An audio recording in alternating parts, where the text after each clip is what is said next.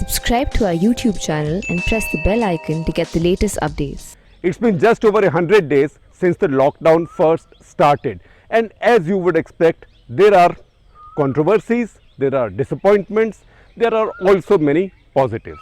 So let's not talk about everything else, let's talk about a controversy right now. The big controversy right now is this letter that Director General of ICMR, Indian Council of Medical Research, which is overseeing all of India's scientific fight back against coronavirus or COVID-19 as it's called.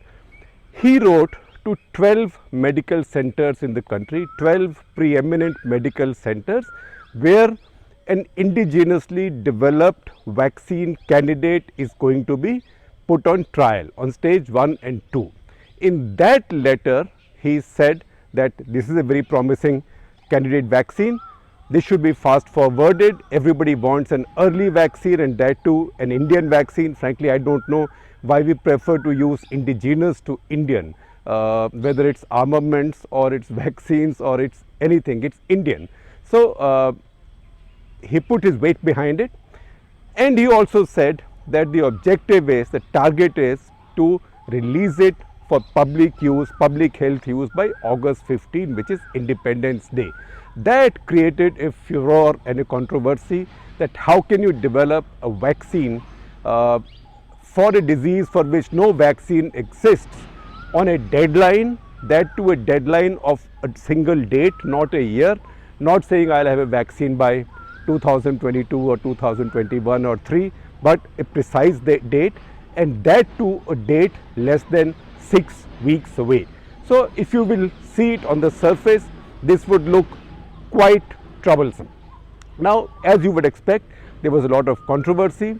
Some of the usual critics spoke out, as you would expect, but also many well-informed people also said that this doesn't seem right.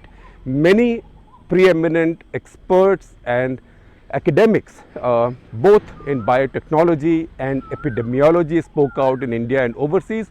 Also the chief scientist at WHO, Soumya Swaminathan, who is the former DG of ICMR, who was actually current DG's Dr. Balram Bhargav's predecessor, she also said that this doesn't make any sense, that this needs more clarity. So what I have done today is I have tried to get you some clarity. I am not going so much into details of the various vaccines because I have done that before, and maybe as new ideas and new science emerges, I will talk about those as they come up, but all these are scientific roots to vaccines that we have spoken about in detail in the past. So let me first figure out what happened, and I have spoken now to our reporters who have been covering this. See two stories that you will see on the screen and also as links by Mohana Basu, who's from our Science Bureau. One is just an inventory of all the vaccines that are under development, all the major vaccines, more than 100 vaccines under development now. But this is the inventory of those vaccines which have gone through or which have begun human trials of some stage or the other.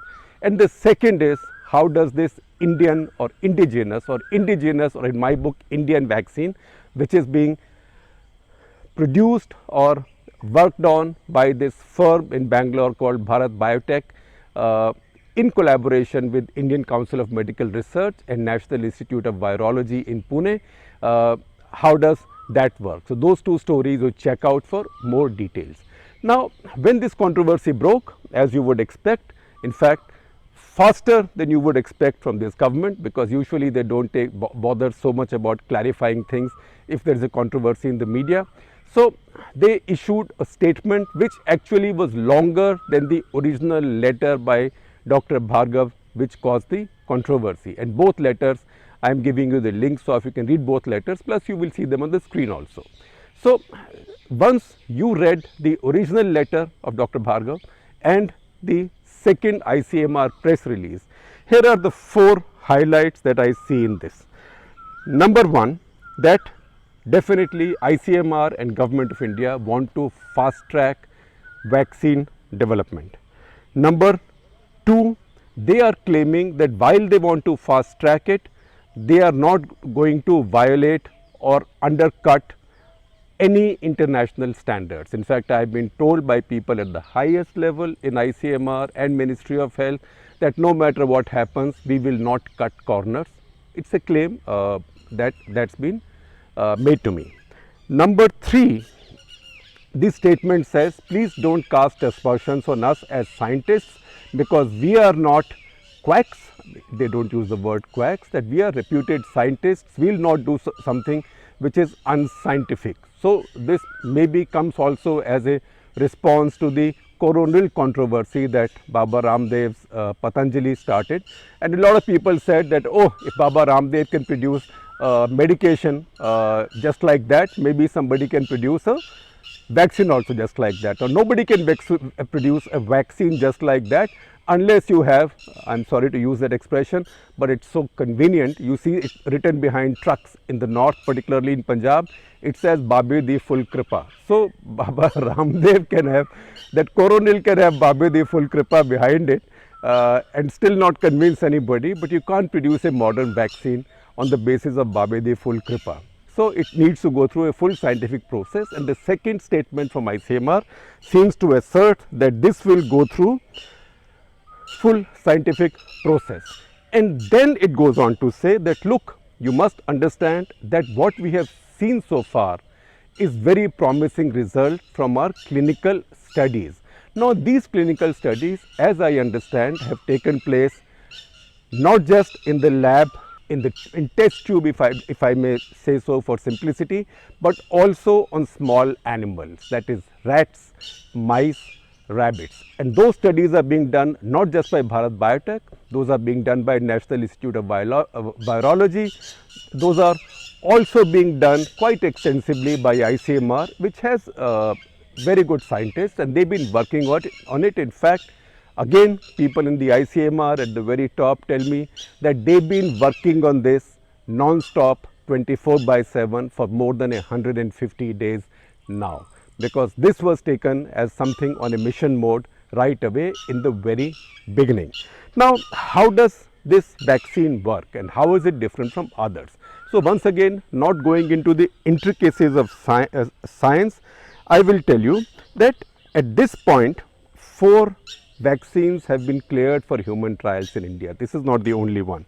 One, of course, is Bharat Biotech plus ICMR plus NIV. NIV works with ICMR. It's an ICMR lab. NIV is based in Pune. This is a vaccine based on inactivated virus. Number 2 is a vaccine being developed by Serum Institute in Pune, run by Adar Poonawalla, who was my guest on Off the Cuff just some time back. That plus Oxford University plus the drug firm AstraZeneca. We've spoken about that in the past. That comes from the Jenner lab at Oxford University, named after the scientist who discovered the smallpox vaccine.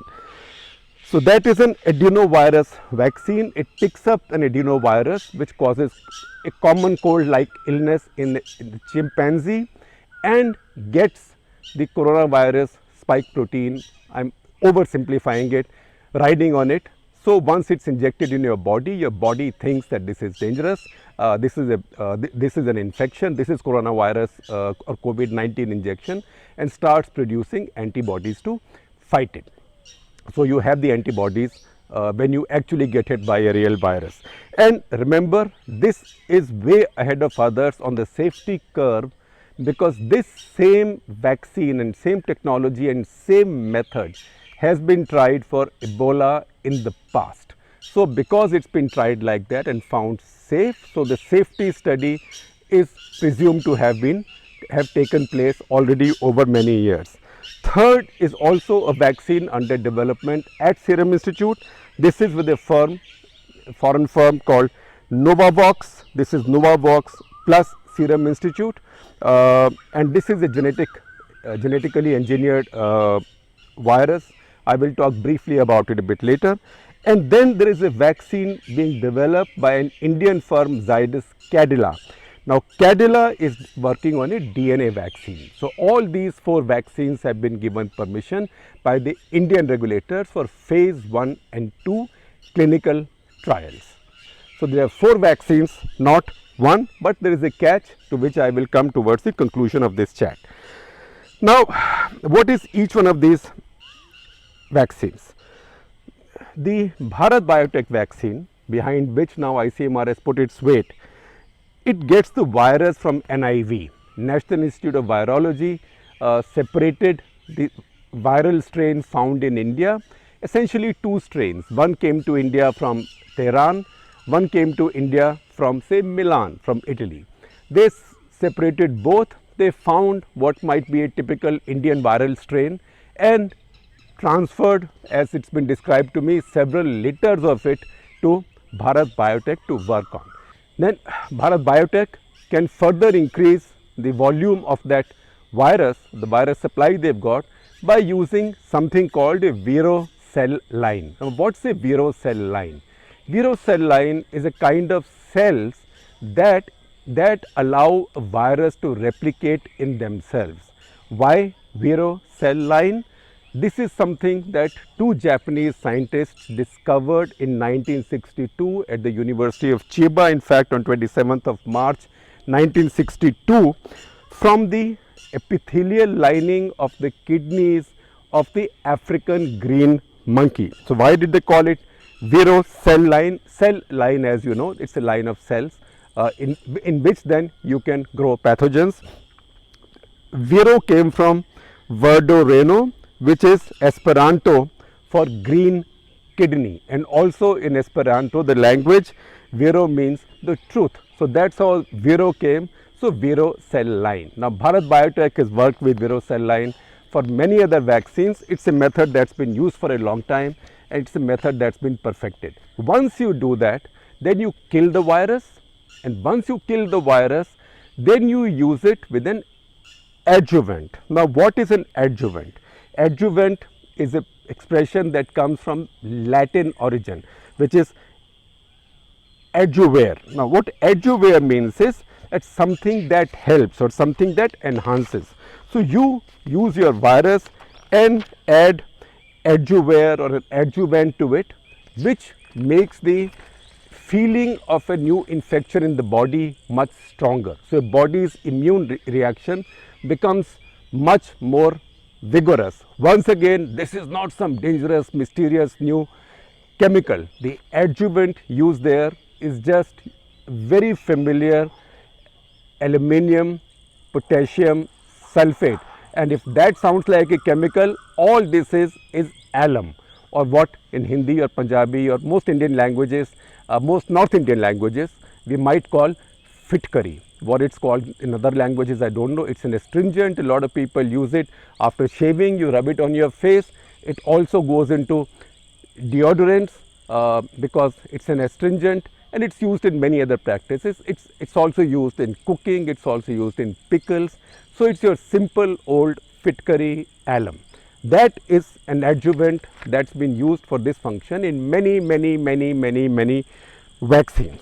So, this combination of these three things: first you get the virus from NIV, then you multiply the virus using your Vero cell line, of which you have any amount, and then you add it with an adjuvant to make it stronger, and then use it in human bodies. When you read Mohana's story, you will see that killed viruses, vaccines based on killed viruses are not that strong. They are not as strong as vaccines based on live but weakened viruses, but using an adjuvant you can make them stronger. So, that is how this vaccine will work, and there is a very interesting story on how adjuvants were discovered, and I can't help telling you that because I am as curious as any of you might have been when I start reading up on these things and studying these.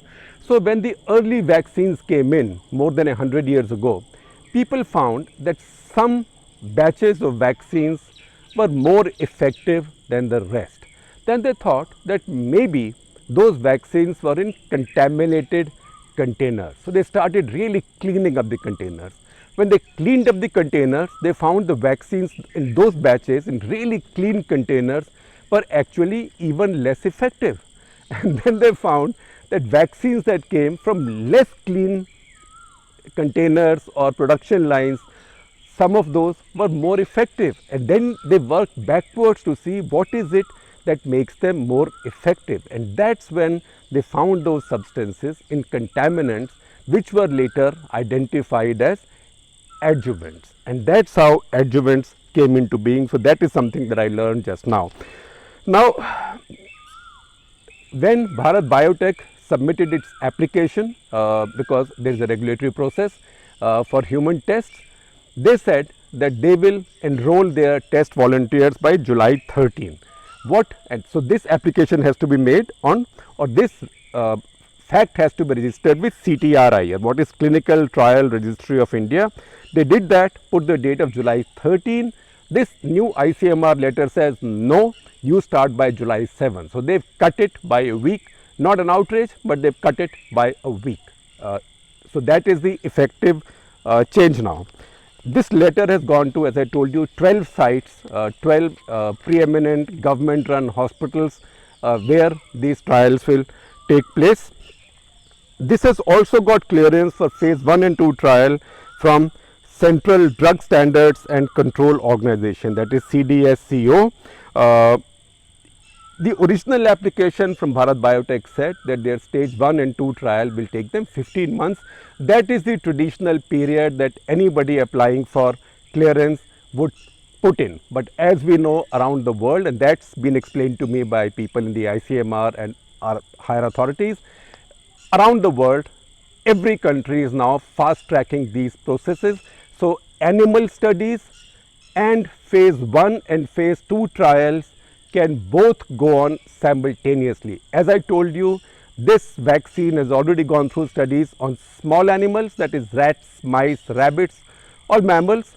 It's now also undergoing studies with larger mammals, that is monkeys, etc., etc. At a couple of very high security labs with level 4 biosafety. Biosafety is levels 1, 2, 3, 4. So biosafety level 4, BSL 4 is the highest level. At those labs now, these are being tried on larger mammals as well. That is happening simultaneously.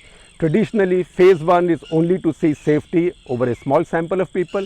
Phase 2, safety over a larger sample of people, maybe 10 times as much as big as phase 1. And phase 3 is a large study for vaccines for efficacy. Vaccines, as you know, have a problem because unlike other double-blind randomized studies, you can't have one lot which is not being given vaccines also, or any lot exposed to the virus, challenged with the virus. You can't challenge it. You have to see after giving the virus, the vaccine, you have to keep carrying out tests of blood and the rest to see if those people are producing antibodies or not, and then over time you also see who got infected and who did not. Once again, you need for these studies an area where the virus is still prevalent, where the infection is still prevalent. So all this has now been undercut. Undercut means it has now been shortened, this process. Now we also know that Bharat Biotech is working on 2 other vaccines which tells you that they have some technological knowledge and experience in similar areas. So they are working on a vaccine called CoroFlu, which is a flu vaccine with University of Wisconsin, and with something called CoraVax with the Philadelphia group, which is a more innovative method of using an inactivated rabies vaccine and using that vaccine to be the vehicle for spike proteins from coronavirus. So those things are also going on. So once again, there is scientific knowledge there. Now what's happening at Serum Institute? What's happening at Serum Institute is Serum Institute and Bharat Biotech are 2 of the world's largest vaccine manufacturers. Serum Institute is humongous. We've talked about it in the past. Bharat Biotech also produces about 400 crores vaccines, 400 crore doses of vaccines for the entire world, and this includes all kinds of vaccines, including some newer ones like rotavirus and things. Now Serum Institute, Oxford University vaccine we told you about is a chimpanzee common cold vaccine, which then carries spike proteins, and it has passed safety tests in the past. So that starts now, and the next one is the Novavax, which is an antigen obtained from a COVID spike protein, and that also is used with an adjuvant. That adjuvant, however, is not alum. That adjuvant is something that's been developed by Novavax themselves. It's called Matrix Plus. It's an adjuvant based on saponin. Saponin, if I may tell you very loosely, is that ingredient in our soaps and detergents and shampoos etc. which creates foam, जिससे झाग बनता है. That is saponin. So saponin, soap, the word soap comes from saponin. That also has got stage 1 and 2 trials clearance, but it's also going through stage 1 and 2 trials elsewhere, and the Oxford vaccine is already going through stage 3 trials in Britain and in South Africa. So these two are quite advanced as well. Then you have Zydus Cadila, which is an Indian company. They are using a genetically engineered DNA to basically create molecules coded with coronavirus antigen. So again, their animal studies etc. have been found quite convincing, and our regulators are convinced of the data so far. So they've also been given clearance. Now, if you look at all this, I will give you a few conclusions of mine and then one opinion. Number one, I'll give you 5 conclusions. Number one, that it's quite clear that the Indian scientific establishment and the government have picked a favorite and put their weight behind it, and that favorite is Bharat Biotech plus NIV plus ICMR. So ये हमारा अपना है. So I might have 5 children, or 4 children in this case, 4 are beginning to do human trials, but this one really is my favorite. So a favorite has been picked. Number 2, they have decided to cut short clearance processes. That I am not so worried about as long as the principles are followed, because every country in the world now is cutting short clearance processes, and it's well known in this in emergency situations and pandemics. It's done. Ebola, Zika, in fact in many of those cases phase 3 trials had been dispensed with, and phase 3 trials were actually clinical use because these were emergency clearances. So those things are done as long as those are done with true real caution. Third, ICMR, Government of India erred in putting a firm dateline to it. This is not a rocket launch that you can fix a date and start a countdown, because in a rocket launch, a rocket has been made, tried, tested, you've done everything. In this case, this is you're dealing with human beings and human life. You can't give a deadline of a date 6 weeks from now and start working backwards, because if you do that, there is every chance that somebody will cut corners and lives will be endangered. So that is a big mistake that should not have been made. So I told you I'll give you some opinion.